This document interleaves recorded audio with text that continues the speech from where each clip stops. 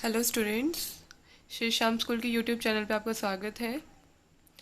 आज आपकी हिंदी पाठ्य पुस्तिका का हम दूसरा अध्याय करेंगे जिसका नाम है दादी माँ।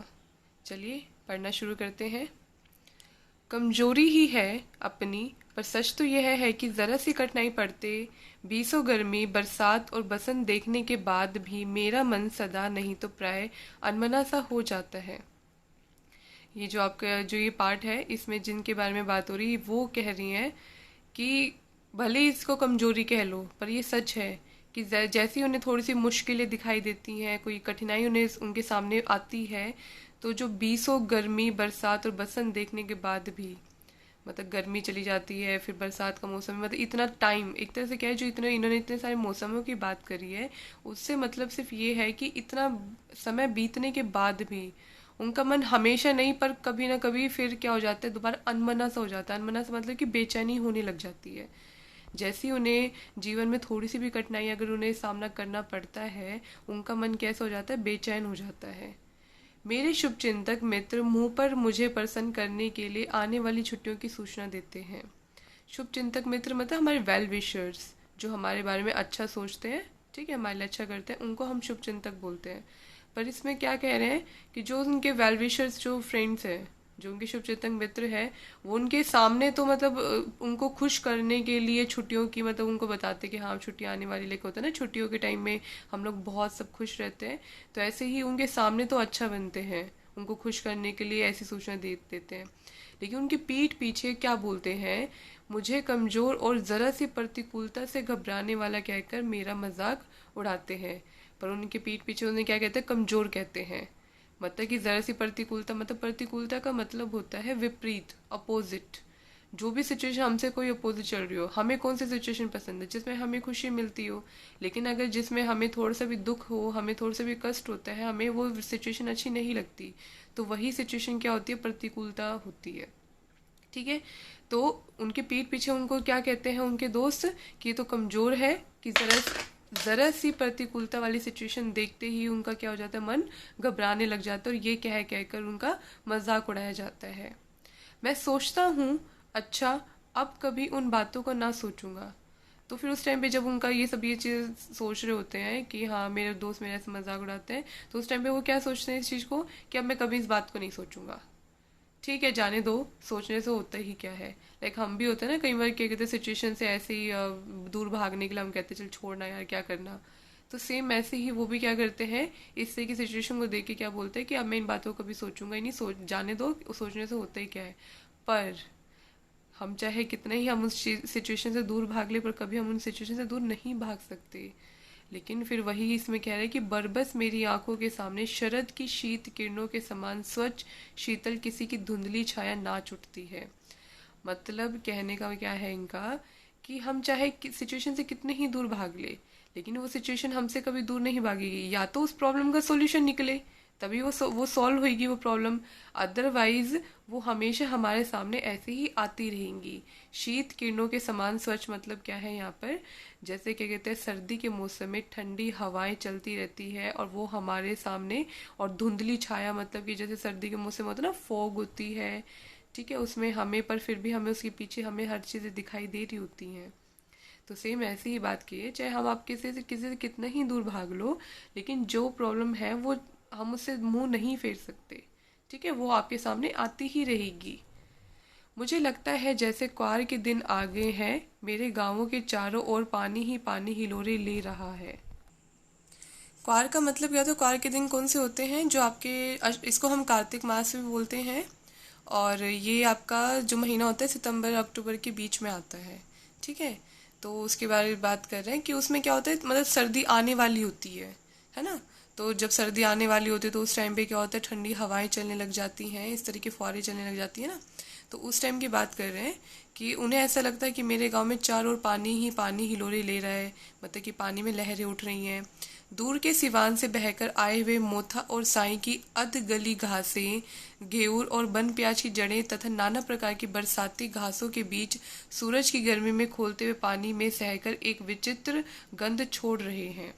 ये सारी क्या आपकी फसलें हैं, अलग अलग, ठीक है। जैसे दूर से मतलब क्या होता है, तेज हवा चल रही होती है तो वहां से बह कर क्या हो जाती हैं, वो यहाँ पर आ जाती हैं। घासें वगैरह जो वन प्याज वगैरह होती हैं, वो सब की सब क्या हो जाती है, अलग अलग तरह की, मतलब जो ये आपके बरसात के मौसम में जो आने वाले जो फसलें होती है ना, थोड़ी उस तरह की वो क्या हो जाते हैं, उड़ के या लहरें लेते हुए आपके गाँव में यहाँ पर आ जाती हैं। ठीक है। और सूरज की गर्मी मतलब कि उस टाइम पे क्या होता है, जैसे वो आगे यहाँ पर उड़ गए, उसके बाद जो सूरज की गर्मी है उनके ऊपर पड़ती है, उसकी वजह से जो उसके अंदर से एक अलग ही गंध निकल रही होती है। मतलब क्या है, जैसे कोई जब घास वगैरह या फसल वगैरह जब कोई भीग जाती है तो उसमें से एक स्मेल आने लग जाती है, एक सुगंध आने लग जाती है। तो ये उस गंध की बात कर रहे हैं। जैसे होता है ना, गीली होके कोई चीज़ें मतलब खराब सी हो जाती है, उनमें से एक गंदगी, एक गंद वाली बदबू आने सी लग जाती है, तो उसकी बात कर रहे हैं। ठीक है। तो वो ही हो रहा है कि जो ये फसलें वगैरह जो आपका क्वार के मौसम है, जो क्वार मतलब क्या होता है, सितंबर और अक्टूबर के मौसम में जो जो मौसम होता है उसको हम क्वार के दिन बोलते हैं। उस टाइम पे क्या होता है, तेज हवा चल रही होती है, बारिश का भी थोड़ा बहुत उस टाइम पे मौसम रहता है। तो पानी में जो लहरें उठ रही होती है तो उससे जो ये फसलें वगैरह जो घास वगैरह उड़ के या इधर से लहरें लेते हुए इधर से उधर आ जाती हैं। फिर वो गीले होने की वजह से उनमें से एक गंध निकल रही होती है, एक अजीब सी गंध आ रही होती है। तो उसके बारे में बात हुई है। रास्तों में कीचड़ सूख गया है और गांव के लड़के किनारों पर झाग भरे जलाशयों में धमाके से कूद रहे हैं। अब आगे क्या कहते हैं कि रास्ते में जो कीचड़ था वो क्या हो गया, सूख गया है, और जो लड़के हैं वो क्या कर रहे हैं, उन जलाशयों में क्या कर रहे हैं, नहा रहे हैं। मतलब होता है ना, जैसे गाँव में नहाते हैं, मतलब लड़के वगैरह जाते हैं गाँव में ऐसे ही और नहाते हैं वहां पर, तो ऐसे वो भी क्या कर रहे हैं, धमाके से कूद के उसमें नहा रहे हैं। अपने अपने मौसम की अपनी अपनी बातें होती है। हर मौसम में कोई ना कोई उसकी खूबी होती है। गर्मी के मौसम की अलग खूबी है, सर्दी के मौसम की अलग है, बरसात के मौसम की अलग है। तो वही बात हो रही है, आषाढ़ में आम और जामुन न मिले चिंता नहीं। आषाढ़ का महीना कौन सा होता है, जो ये आपका ये जो इस टाइम का जो मौसम चल रहा है ना, जो गर्मी का होता है, जून जुलाई का जो मौसम होता है, और जून के एंड में आके मानसून भी हो जाता है, मतलब बरसात भी शुरू हो जाती है। ठीक है। तो ये वो मौसम होता है आषाढ़ का। ठीक है। तो आषाढ़ के मौसम में अगर हमें आम नहीं मिलते, जामुन ना मिले, तो उसकी कोई चिंता नहीं है। अगहन में चूड़ा और गुड़ न मिले, उसका कोई दुख नहीं है। अगहन कौन सा मंथ होता है, जो सर्दी का मौसम होता है ना, सितंबर वाला जो मौसम होता है वो होता है अगहन। और चिड़ा वगैरह आपने खा रखा गुड़ वगैरह, तो उसमें वो नहीं भी मिलता है तो हमें उसका कोई दुख नहीं। चैत के दिनों में लाई के साथ गुड़ की पट्टी न मिले, अफसोस नहीं। चैत कौन से दिन होते हैं, चैत का महीना जो होता है वो आपका गर्मी जब शुरू होने वाली होती है, अप्रैल का जो महीना होता है वो चैत का महीना होता है। ठीक है। तो ये जितनी भी चीज़ें बात हो रही है कि अलग अलग मौसम की बात हो रही है, अलग अलग टाइम की बात हो रही है, ये सारे जो मंथ है ये आपके हिंदी के मंथ होते हैं, जो एकदम संस्कृत हिंदी रहती है ना उसके मंथ होते हैं। तो उस टाइम पे मतलब इन सब की बात हो रही है कि उस महीने में ये ना भी मिले तो उससे कोई अफसोस नहीं है, उससे कोई दुख नहीं है। उन सब चीज़ों की बात कर रहे हैं ये। पर क्वार के दिनों में इस गंधपूर्ण झाग भरे जल में कूदना न हो तो बड़ा बुरा मालूम होता है। मतलब क्या कह रहे हैं कि उस मौसम में, क्वार के दिनों में, अगर इस गंधपूर्ण झाग भरे जल में हम कूद ना सके तो वो तो बहुत बुरा होगा। मैं भीतर हुड़क रहा था, मतलब उनके अंदर एक भीतर अंदर क्या हो रहा था, एक बेचैनी उठ रही थी। दो एक दिन ही तो कूद सका था, नहा धोकर बीमार हो गया। वो एक या दो दिन कूदे लेकिन उसके बाद तुरंत बीमार हो गए। हल्की बीमारी ना जाने क्यों मुझे अच्छी लगती है, पर वो क्या कह रहे हैं कि मुझे जो हल्की फुल्की बीमारी होती है मुझे बहुत अच्छी लगती है। थोड़ा थोड़ा ज्वर हो, मतलब कि ज्वर क्या होता है, बुखार। ठीक है। थोड़ा सा बुखार हो, सर से साधारण दर्द, मतलब कि हल्का फुल्का दर्द हो सर में, और खाने के लिए दिन भर नींबू और साबू, जो ये साबू क्या होता है, साबूदाना होता है ना, चावल होते हैं उसके छोटे छोटे टुकड़े से होते हैं। ठीक है। तो दिन भर क्या खाने मिले उनको, नींबू और साबू। लेकिन इस बार ऐसी चीज़ नहीं थी, लेकिन उन्हें ऐसा कुछ भी नहीं मिला। ज्वर तो चढ़ा तो चढ़ता ही गया, मतलब जो बुखार हुआ तो जो है जब बहुत ज़्यादा हो गया चढ़ता ही चला गया वो। रजाई पर रजाई और उतरा रात 12 बजे के बाद। एक रजाई, उसके बाद एक और रजाई ओढ़ी उन्होंने, और वो कब जाके उतरा बुखार, रात के 12 बजे तो जाकर वो बुखार उतरा था। दिन में मैं चादर लपेटे सोया था, दिन में वो चादर लेके सोए हुए थे। दादी माँ आई, शायद नहा कर आई थी उसी झाग वाले जल में। तो दादी माँ नहा कर किस कौन से जल में आई थी, झाग वाले जल में ही आई थी। पतले दुबले स्नेह सने शरीर पर सफेद किनारी हीन धोती, सन से सफेद बालों के सिर पर सध टपके हुए जल की शीतलता।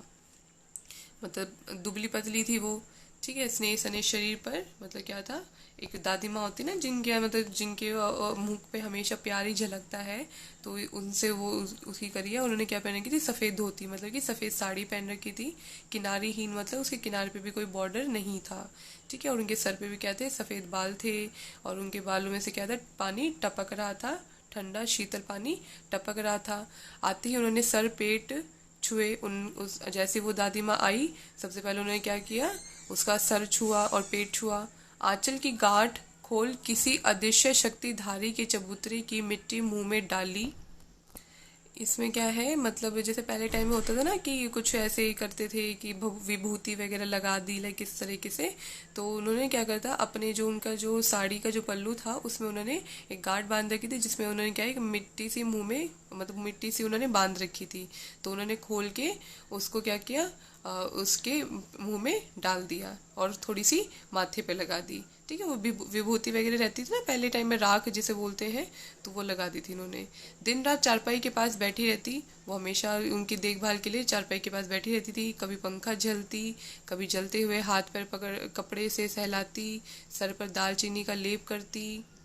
मतलब क्या करती थी, उनके पे कभी तो जब लाइट नहीं होती थी तो पंखा भी झेलती थी। उसके अलावा उनके जो हाथ पैर पे क्या, हाथ पैर भी सहलाती थी, और क्या माथे पे दालचीनी का लेप लगाया करती थी, और बार बार छू के देखती रहती थी कि उसे बुखार है या नहीं, बार बार ऐसे चेक करती रहती थी।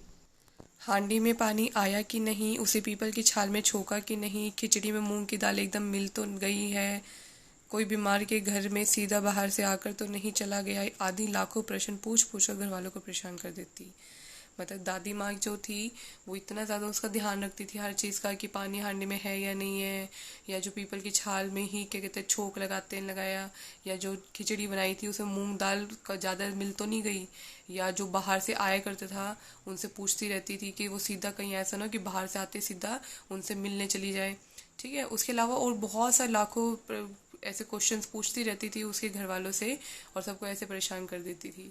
मतलब परेशान वो दूसरों को नहीं करती थी, वो परेशान खुद थी उनकी तबीयत को लेकर। ठीक है, तो वो उसका बहुत ज़्यादा ध्यान रखा करती थी। दादी माँ को गवई गांव के 50 किस्म की दवाइयों के नाम याद थे। पहले टाइम में होते थे ना कि जो हमारे जो बुजुर्ग होते थे, दादा दादी होते थे, उनको हर नुस्खे पता रहते थे, तो उनको बहुत सारी अलग अलग तरह की दवाइयों के नाम पता थे। गांव में कोई बीमार होता उनके पास पहुंचती, और वहां भी वही काम।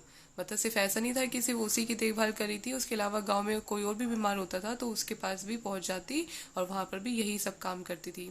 हाथ छूना, माथा छूना, पेट छूना, ठीक है, छू कर देखती थी कि उसको क्या हुआ एग्जैक्टली। फिर भीत से लेकर मलेरिया, सरसाम, निमोनिया तक का अनुमान विश्वास के साथ सुनाती। फिर जैसा भी जो भी होता था, मतलब पहले से लेके अब तक का जो भी कुछ किसी को जैसी भी बीमारी हो उसका अनुमान लगा के अच्छे से बता देती थी कि इसको ये है। महामारी और विषुचिका के दिनों में रोज सवेरे उठकर स्नान के बाद लवंग और गुड़ मिश्रित जलधार, गुग्गल और धूप, ये क्या थे, मतलब उस टाइम पे जो भी महामारी वगैरह जो उस टाइम पे जो फैली हुई थी जो बीमारी वगैरह, उस टाइम पे वो डेली सुबह जल्दी उठ के स्नान किया करती थी। ठीक है, गुड़ मिश्रित वाला जलधार का मतलब ये सब धूप वगैरह किया करती थी वहाँ पर। सफाई कोई उनसे सीख ले, मतलब कि वो बहुत ज़्यादा सफाई रखा करती थी हर जगह पे। ठीक है, दवा में देर होती, मिश्रा या शहद खत्म हो जाता, चादर या गिलाफ नहीं बदले जाते तो वे जैसे पागल हो जाती। मतलब इतनी सफाई क्या करती थी कि दवा में बिल्कुल भी देर नहीं होनी चाहिए, घर में मिश्री या फिर शहद खत्म नहीं होना चाहिए, कोई चादर वादर डेली बदली जानी चाहिए। ठीक है, तो इन सब चीज़ों का मतलब इतना ध्यान रखा करती थी वो। ठीक है, बुखार तो मुझे अब भी आता है, नौकर पानी दे जाता है, मेस महाराज अपने मन से पकाकर खिचड़ी या साबू। अब वो क्या कह रहे हैं कि पानी तो अभी भी उन्हें मिलता है, और जो खिचड़ी है वो भी पकाकर अभी भी उन्हें सब कुछ मिलता है। डॉक्टर साहब आकर नाड़ी देख जाते हैं, जो डॉक्टर होते हैं उनको चेकअप करके चले जाते हैं डॉक्टर। ठीक है, और कुनैन मिक्सचर की शीशी की तिताई के डर से बुखार, अ, एक मिनट, बुखार भाग जाता है, पर न जाने क्यों ऐसे बुखार को बुलाने का जी नहीं होता। लेकिन वो क्या कह रहे हैं, सारी दवाई भी लेते हैं, डॉक्टर वगैरह सब कुछ उनको दे के चले जाते हैं, दवाई भी लेते हैं, और उसके डर से बुखार भी चला जाता है, लेकिन फिर भी अब उनका उस बुखार को बुलाने का जी नहीं करता। जैसे उन्होंने पहले कहा था कि भाई हाँ मुझे हल्की फुल्की बीमारी क्या है पसंद है, लेकिन अब वो क्या कह रहे हैं कि अब मुझे ऐसे बुखार बुलाने का जी नहीं करता। आज के लिए इतना काफ़ी है। आप यहाँ तक एक बार दोबारा से इसकी रीडिंग करिएगा चैप्टर की, ठीक है। और अच्छे से कि जो कठिन शब्द हैं उन सबको मार्क भी कर लेना और उनको कठिन शब्दों को अपनी कॉपी में उतार लेना, ठीक है। और तब तक के लिए अपना ध्यान रखिएगा और घर में ही रहिएगा।